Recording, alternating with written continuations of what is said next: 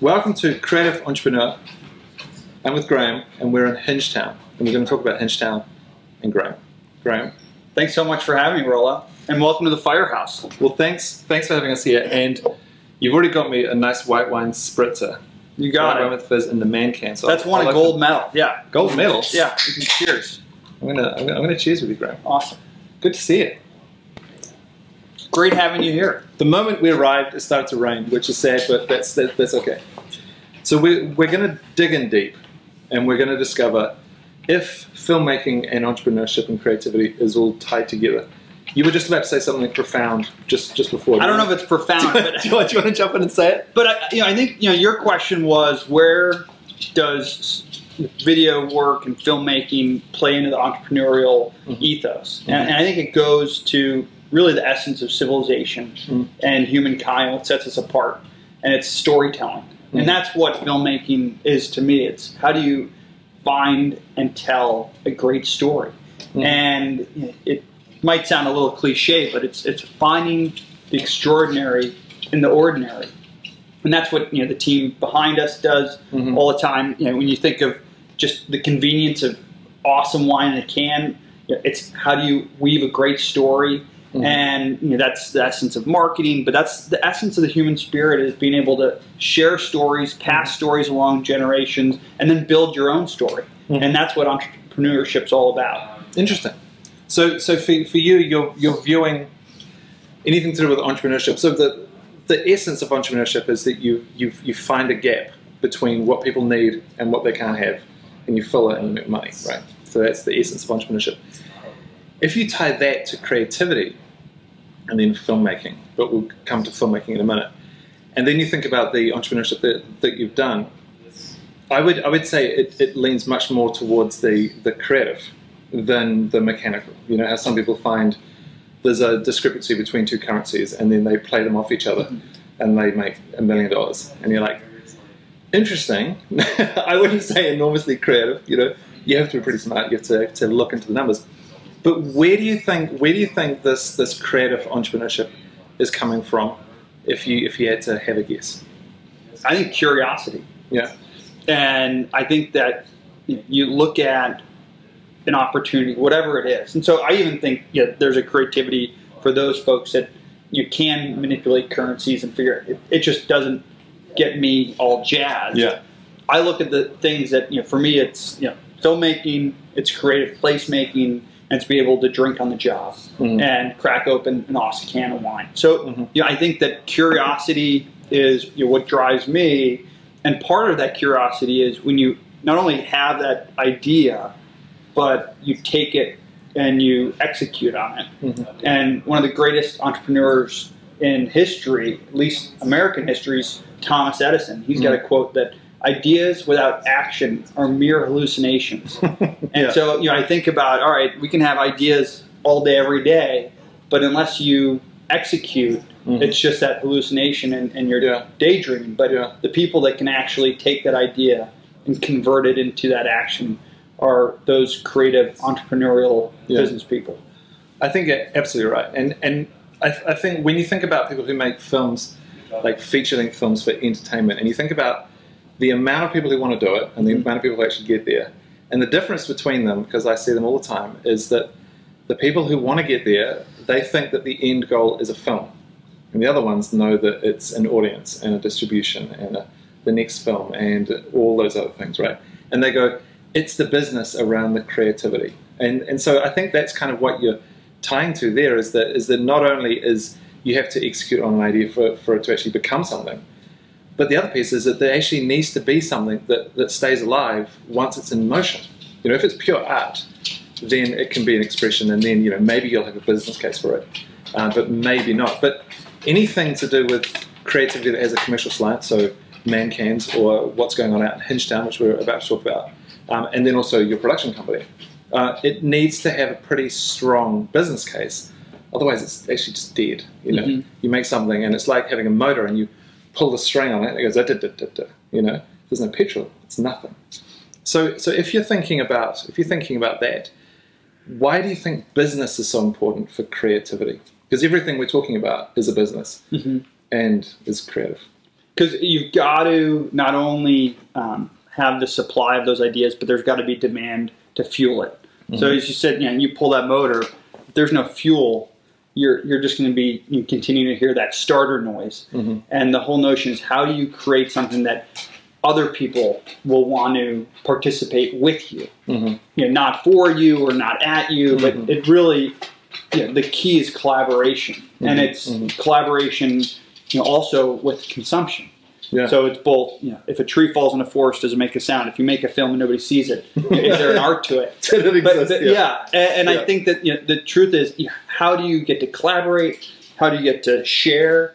How do you kind of find that fellowship? Might be too extreme of a word, but the whole notion is like you're finding a community. Either in storytelling, community in terms of placemaking, being able to crack open and just have a conversation over an awesome can of wine. It's that community and that collaboration, and it's just more fun when you're hanging out with people. Yeah, no, absolutely. There's also a saying about creativity is that you if you use creativity, you don't use it up. It's quite the opposite. You actually get more. So the more you use it, the more you get. And I think that's kind of there's the element of the haptic loop that happens when you do creative work in front of other people, and they vibe off it, and then they give you something back, and then you want to do more, and then off it goes, and it's in this loop. I love that attitude. The whole thing is, it can't be looked at as a zero-sum game. There's not a finite amount of creativity. There's not a finite amount of success. I always say more is more. And it feeds into that notion. That's exactly it. The more you do, the more you know what you want to do, and it's almost, you follow a thread, and the more you pull it, the more thread there is. You're like, oh my god, I could just keep going and go faster and faster. Get some other people in, they pull it, the thread gets thicker. There's more and more to pull. So I agree, more is more, and that's it. But the other thing is that less is less. Well, it's all focus. That's the other part is, if you find something you're passionate and you can focus in on it and make it excellent. That's the balance that you're always trying. The more is more, but then also, how do you focus on that more is more? Or how do you build teams that you then have collaborators? And then you have the capacity to do more. But I mean, I think more is more can definitely work in the concept of more is more in a focused environment. I think just generally, more is not more. If you just do, because there's lots of people who do lots of projects, and they start this and they start that and they start that, but they don't really finish anything. And that's I would put that. Those are hallucinations. I'd put it in the less is less, though, because the less they do on each of them, the less they have in total. And they say, well, I've got this much time, and I just put 10% into all of them, and they all went nowhere. You're like, well, that's kind of going to your point of focus. It means that you can do more is more. Absolutely. So if you think about the video making that you do, how have you been influenced by what's been going on? Actually, just explain Hingetown to people first, just before we go into that, because then they'll know the So we're sitting in this old firehouse, and I bought it 6 years ago, both as a place to live in, and then as a studio for North Water Partners, which is a video production company. And I'd always wanted a place where I could live above the shop, so to speak, and I ended up moving below the shop. And what happened was, moved in this beautiful 1854 historic firehouse. Got a dog that had spots. We jokingly called Gracie a cliche, but my wife wouldn't let us call her cliche. And she, it's more her firehouse than anybody else's. But the idea was, how do you create a place that you want other people to be a part of? And when we had Rising Star, which you're enjoying right now, the first third wave coffee in the city of Cleveland, started by this guy who's the former director of design and technology at Lockheed Martin. So when you say that roasting beans isn't rocket science, to him it is. and he's turned it into rocket science. Precisely, and that's why it's such a dynamic cup of coffee. And we had Urban Orchid, which is the best floral design in Cleveland. And we were originally just thinking about the four walls that we had, and then across the street, Fred and Laura Bidwell, total badasses, art collectors. They bought the old Transformer station. I saw that. So it's a beautiful contemporary art space. They have a partnership with the Cleveland Museum of Art. But that made us think beyond the four walls of the firehouse. And then we bought the Strybinger block, took that building, made sure that it didn't fall down, put all new structural steel, put in new apartments, and had great collaborators in terms of other businesses come in. And then we bought the print shop that's just, on the other side of this wall. Then we're building 158 apartments, 2 different buildings called Church and State that we break ground in January. Wow. So that's kind of bringing that new element to a historic neighborhood that has the proximity to downtown, but that's deliberately being designed for walkability and bikeability. And so you're on the 26 bus line, which is one of the best in the city. You biked over here from downtown. Took 12 minutes. Yeah, it's perfect. And we'll walk home from ball games or concerts, and the whole idea is how are you proximate? And I think that then feeds into a little bit of that question earlier, is that cross-pollination in urban settings helps to get more creativity happening, because you'll run into somebody at the coffee shop, or you talk to somebody when you're going for a run. There's a running club that kicks off every week, and you'll just be talking to somebody, and running the bridges. It's a great 3-mile run, and next thing you know, you're meeting with them the following week. It's turning into some sort of collaboration or a deal, and that's the thing that makes cities so special. And I think that when you look at Hingetown and you look at the neighbors and the collaborators and the density, those are the types of things that will be important in writing Cleveland's next chapter. So with that in mind, there's a lot of land development, there's a lot of collaboration, a lot of people. I'll shoot some B-roll and edit over this so you can all see what I'm talking about. So you're saying that it's not only inspirational just because of the people, but I'm wondering, is by the process of doing that, does it open up your mind that then floods into filmmaking? The process of developing properties and bringing people in, it changes the way you think, and so then it affects your filmmaking. Yeah, I guess I wouldn't even, it's almost not a linear two-way street. Like there's a 3D element to it, or 4D if you will, because it is literally building environments. But the conversations that I get to have with the team, there's that Purple People yellow mural that's across the way. It's our friend Joe Lanzalotta designed and painted that, and we're animating it and going to do something that is just fun content, but at the same time is talking about the different elements of the neighborhood. And with Church and State, I was thinking about this yesterday. I was out on, we have one of the most amazing Great Lakes right in our backyard. It's right there. Yeah, exactly. So 20% of the world's fresh water is right here in the Great Lakes. And I was out on a boat yesterday and looking over here at the building that will come, and thinking about the film that we can make to promote the project. And even just the name of it, both is a historical nod to Church Avenue's, this street that we're sitting on, but 29th used to be called State Street. And so you think about Church and State, and then we're doing a 10,000 square foot public space between them called Separation Way, because it's the separation between Church and State. That's it. And in the U.S., it's the First Amendment that ingrains that Church and State separation. And I can't wait to find the restaurateur, or whatever the operator is. They could be running a cobble shop, but that is the First Amendment whatever. I can't wait for one of the shops that open up to have it. So it gets back to that essence of filmmaking as storytelling, and as you're trying to weave the reality of a neighborhood, the city's future. There's a almost real-time filmmaking that doesn't necessarily transpire to something that you're going to post on YouTube, but it's something that you're watching all around you. And so it's not like you're hitting the play button. You're just sitting on the picnic table outside and seeing. I always say there's 4 different elements of urbanity. It's baby strollers, dog walkers, joggers, and bikes. And I love seeing that unfold, and the more of those that we can have in and around this neighborhood, the better. That's cool. I turned up on a bike, so which I love. Yeah, I was helping. Yeah, I was doing my bit. And you met Ben. I just turned up as soon as my wheel stopped turning. Ben comes out of the door. He says, "Hey, what's up?" And we talked for 20 minutes about. There's a beauty to it. Yeah, that was. But that's the cross pollination.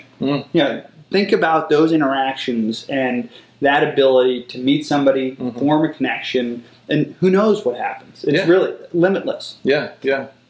So for the people, say some of these filmmakers, if they're a bit younger and they haven't done much other than make a few videos, what's a couple of tips for these people who might think, yeah, I want to express myself in a few other ways? You know, so you have a consumable product, land expansion, and filmmaking. So what's a couple of tips for these younger folks who might want to jump into doing something?